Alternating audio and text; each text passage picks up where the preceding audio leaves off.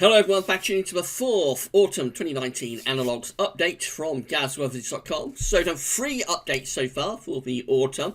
These are all building up to the autumn forecast. It is going to be released at GWV at the end of August. So I have a date for you in the 5th update, the date when we're going to be releasing the autumn forecast. But all of these updates are building up to the autumn forecast that, as I said, we'll be releasing at the end of August. This could be quite a big update because this week we're focusing on solar activity. So we're very close now to solar minimum. We're going to be looking at autumns that have occurred in the past, just before or during solar minimum. We're going to be seeing what those autumns were like.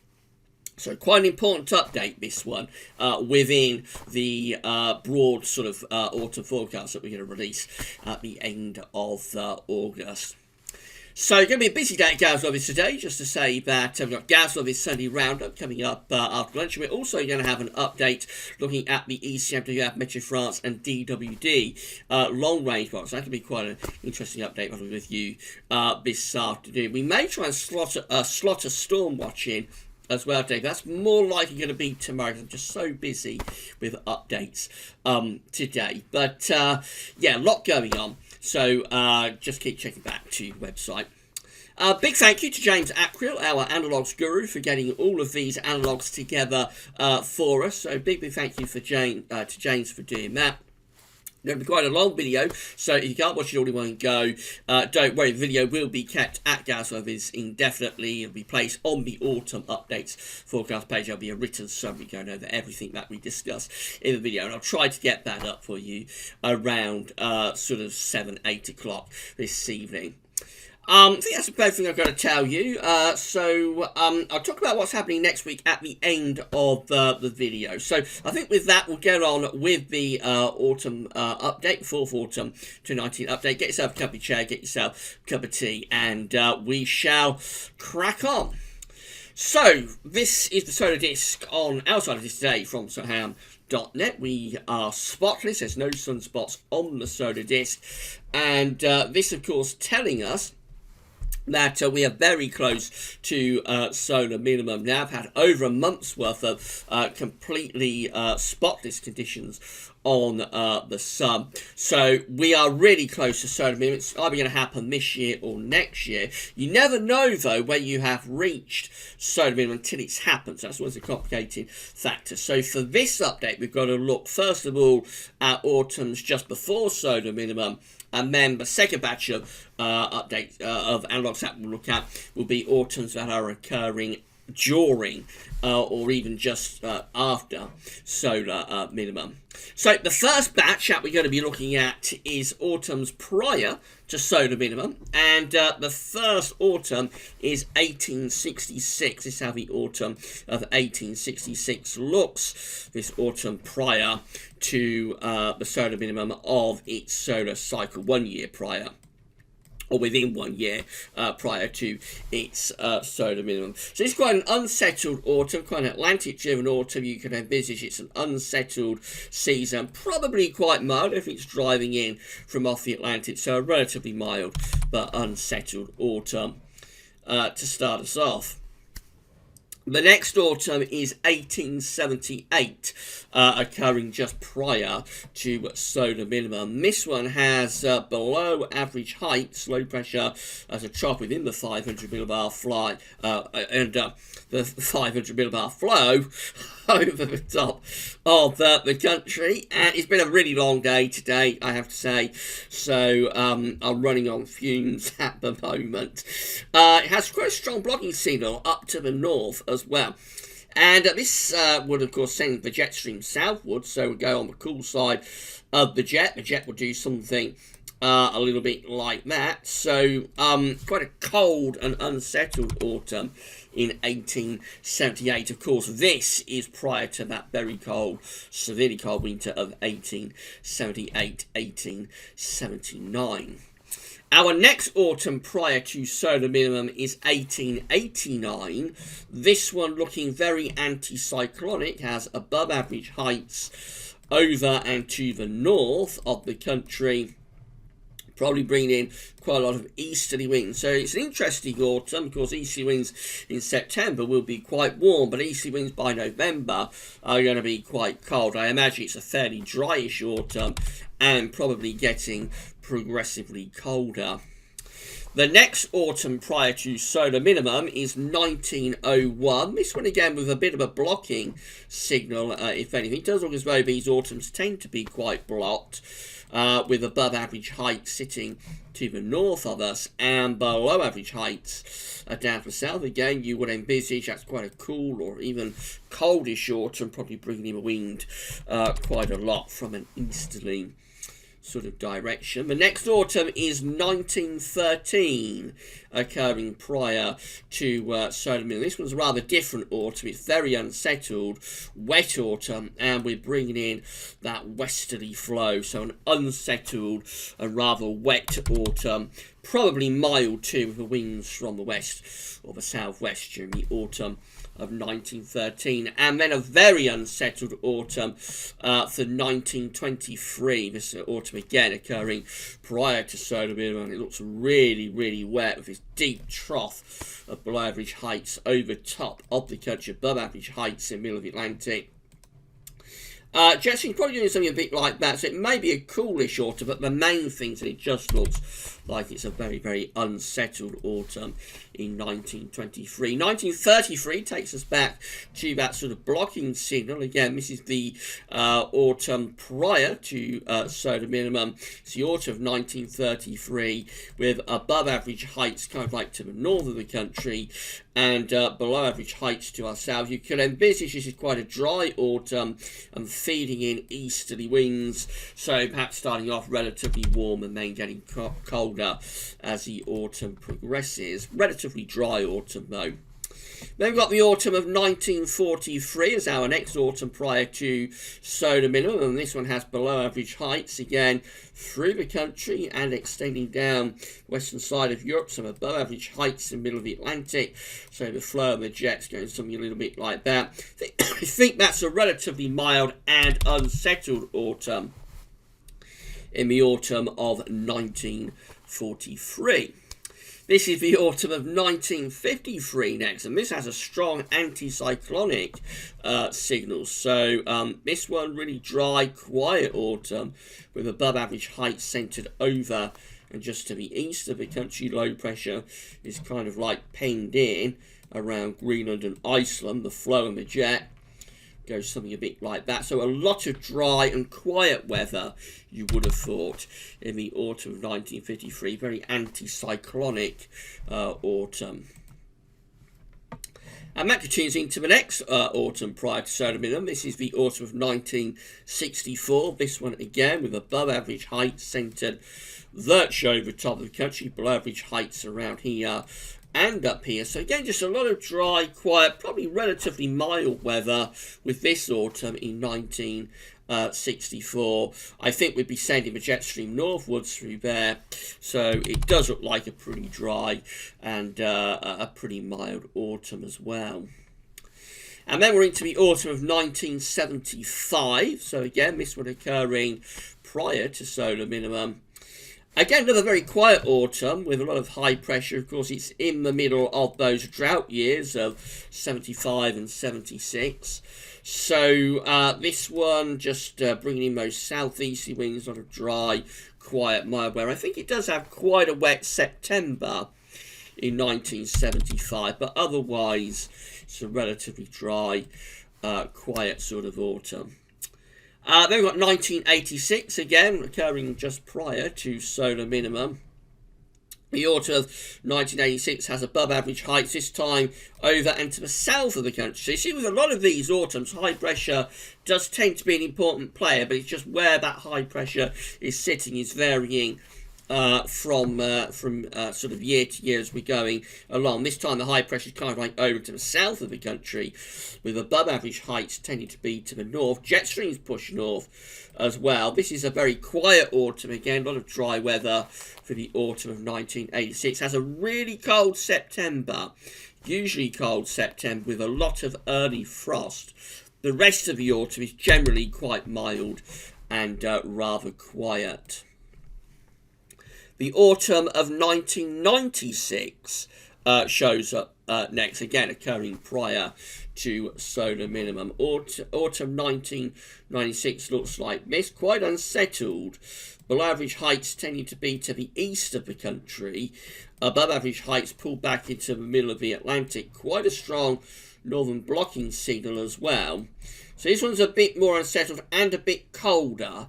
It's a bit of a colder autumn. I think September of 1996 was quite dry, but then it gets progressively more unsettled. November 1996 in particular was quite an unsettled and cold month, with at least a couple of snow events.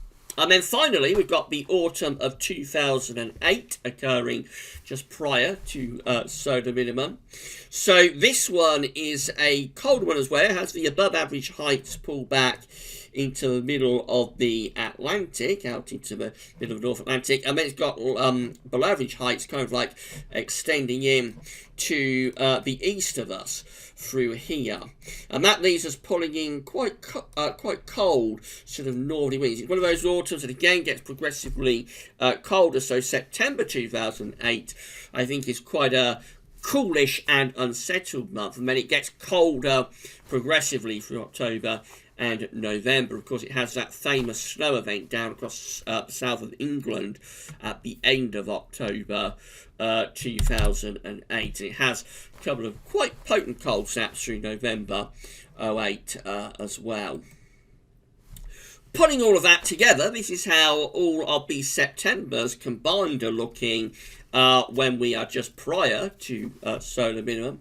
So for autumns prior to solar minimum, this is how all Septembers combined are looking, with below average heights tend to be over to the southwest of the country, above average heights pushed away to the east. So quite an unsettled signal actually for September, and maybe surprisingly so. We're tending to move the jet stream a bit further southwards and possibly pulling in some quite cool sort of north or northeasterly winds with these Septembers prior to solar minimum. October also looks relatively unsettled. This time the below average heights are tending to be extending through the country. Looks like they'd be quite cool as well. There's a dip in the jet stream within the 500 millibar flow, so relatively unsettled and quite cool again potentially with the Novembers, or the Octobers. And then we go through to the Novembers. Very similar sort of signals really. Again, below average heights tend to be to the north, but also extending through the west of Europe. Above average heights seem to be sort of centred in the middle of the Atlantic, a bit of a mid-Atlantic ridge.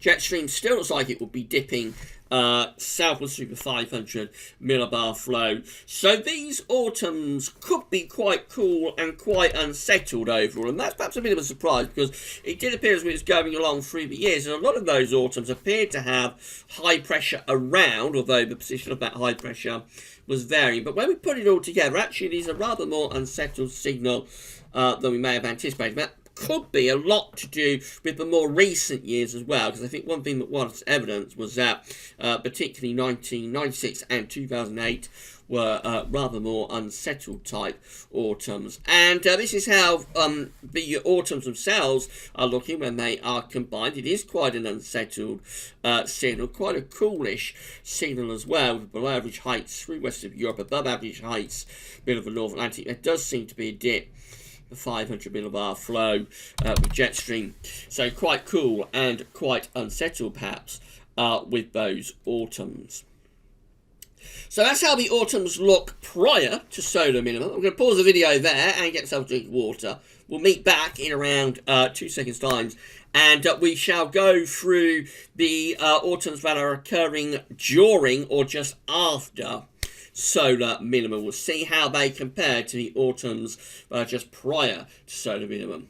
So we'll meet back in around 2 seconds time, but I'm going to get yourself a drink of water, you get yourself a cup of tea, and I'll see you soon.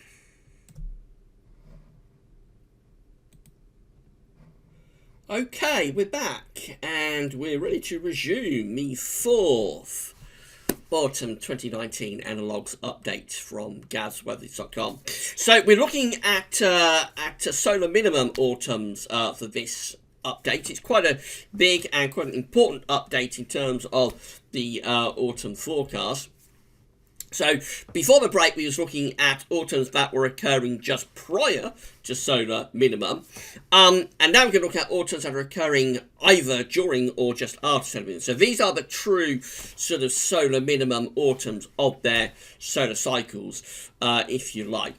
Reason for having to look at two separate batches of analogues is that we don't know when solar minimum is going to occur. So it could be that solar minimum will occur at some time around now or sort of over this autumn period, in which case this second batch of analogues will be the most important batch. Or it could be this sort is kind of like just prior to solar minimum, and actually the true solar minimum will occur sort of over the winter or maybe next spring, sometime then. Until it happens, we won't know that it's happened. So that's why we always have to look at these two batches of analogues for these solar minimum autumns. So let's crack on, and we shall move on now to have a look at the solar minimum autumns themselves, starting off with 1867. This is how the solar minimum autumn of 1867 looks. It's a high pressure dominated anticyclonic autumn with above average height centered almost over the top of the country. So you would envisage it's a very dry autumn this, sending the jet stream up to the north, so probably reasonably mild, although of course again transitional season, so in September high pressure we'll have a warm sort of scenario, but in November high pressure, particularly back then when we used to get lots of smogs and things like that, so back then high pressure would be a very cold sort of scenario in 1867, but it would be a very dry autumn anyway. The next autumn is 1879, this occurring during that exceptionally cold year, the last year that we recorded a CT for the year underneath 8 degrees Celsius in the sevens, was 1879, and this is a cold autumn within a cold year, with high pressure again centred out to the west of the country, and we're favouring bringing in those north or northeasterly winds, early snowfalls during the autumn of 1879. The next autumn is 1890, this occurring just before the coldest December within the CET record, going back to 1659, although the December to remember in 2010 almost beat December 1890, just a couple of tenths of a degree off it. But this autumn anyway in 1890, again quite anticyclonic, high pressure, this time kind of like centred just to west southwest of us. This probably pushes jet stream north, so this is perhaps a milder type autumn, but again you will think a lot of dry weather involved in this one. And a bit of an anticyclonic signal for the autumn of 1902 as well, with above average heights tending to be up to our north and below average heights tending to be out to west southwest. And this one again, we could be bringing in winds from an easterly direction, so you would have thought the autumn of 1902 is likely to be relatively anticyclonic. Autumn of 1914 is our next solar minimum autumn. This one a bit more unsettled, with below average heights close to the country. So that's a rather more unsettled autumn and a relatively mild one as well.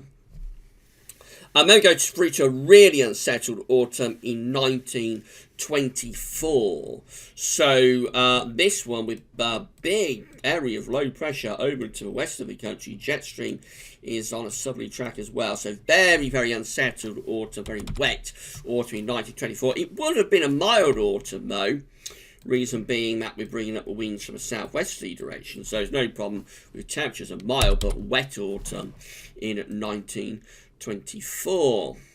Let's carry on, and we go through to the solar minimum autumn of 1934. This is similar to some of the analogues that we saw in the first analogues package, in that we have the above average heights pulled out into the middle of the Atlantic and the below average heights extending through the UK and Western Europe, with a dip in the jet stream in the 500 millibar flow. And so that's quite an unsettled autumn in 1913, but it's also a colder autumn as well.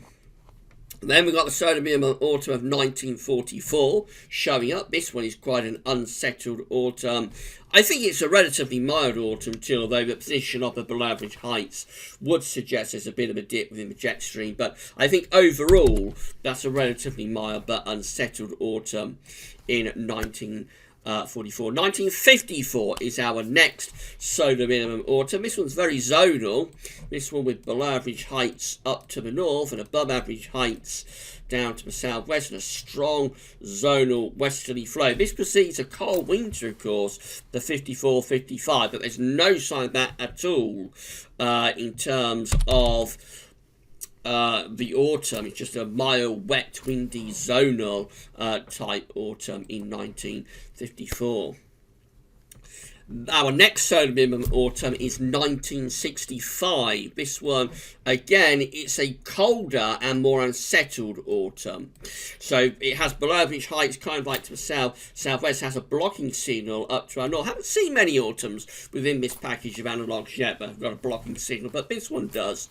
And so it's got high pressure to the north, it's got low pressure to the south. It's bringing in the wind probably from a northeasterly direction. Quite a cold and unsettled autumn. 1965. I think November does give some early snowfalls. And then we're through to the autumn of 1976. So this one, of course, follows the daddy of summers, which is the summer of 1976. That's the daddy of hot summers. But it broke over the August bank holiday weekend, that drought, and the autumn of 1976 was just exceptionally wet. It does have a bit of a northern blocking signal to the north, but the main thing is just this trough parked over the UK and Western Europe. So after the drought started in the autumn of 74 and finished in the summer of 76, and then the autumn of 76, the heavens were unleashed as soon as Harold Wilson created a cabinet post for a Secretary of State for drought. So the heavens opened, and the rest is history. Exceptionally wet autumn in 1976. Then we've got the autumn of 1987. Again, this one, solar minimum autumn for 1987. This one with below average heights to the west, above average heights to the east and southeast. We bring the winds up from a southwesterly direction, so it's a mild autumn, also quite unsettled. 1987, of course, it includes the famous October storm. Autumn 1997 is our next solar minimum autumn, with above average heights sitting over and just to the north of the country, and we bring in the winds from the east and the southeast. It's a dry, quiet, mild autumn, particularly so in September, but also October's very quiet month as well. Starts warm and then gets usually cold in the second half of October 1997, and then it turns very wet in November of 97.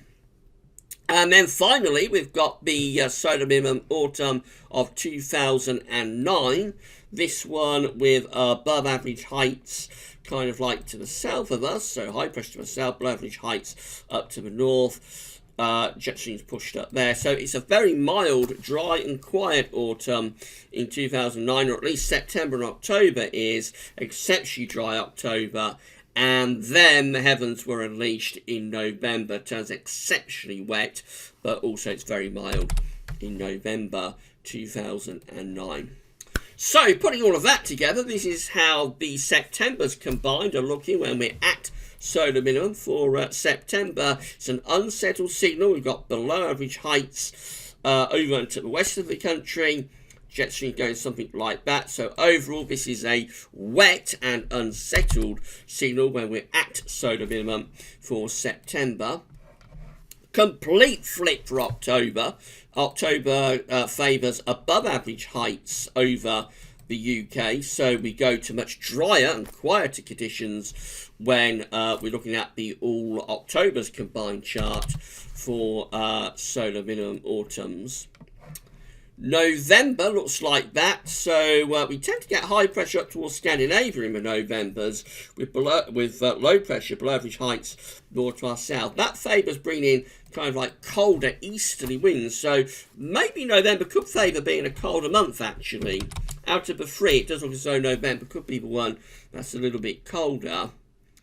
And putting it all together, this is how all of the autumns themselves are looking when we combine them together around solar minimum. Overall, a rather anticyclonic signal. High pressure tending to be kind of like over to the north of the country. Tend to have above average, below average heights, I should say, down to our south. And I suppose we're favouring bringing in east or northeasterly winds as well. Although there is a bit of intra-month variation going on. So September obviously is the month that's most favoured to be unsettled. October is the month that's most favoured to be settled, to be high pressure dominated. So wet September, dry October sort of combination. And then November, also it's sort of month that could go either way, but November is perhaps the one that's favoured to be a little bit on the colder side, maybe. So that's it anyway. That's it for the 4th Autumn 2019 Analogues update. Very interesting and important update, this one, in terms of the autumn forecast. So I hope you found it interesting and informative.